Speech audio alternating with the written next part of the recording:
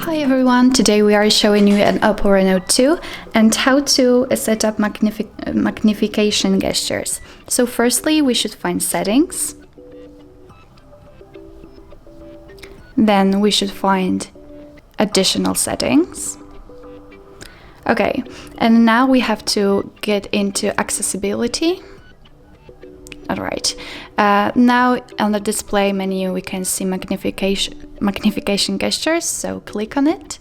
And now when we will set it up, we can enlarge our screen by tapping it 3 times. As you can see, it is enlarged, and we navigate by 2 fingers. We have to click it 3 times again and turn it off if we want. Okay, so thank you so much for watching, and please hit the subscribe button and leave thumbs up.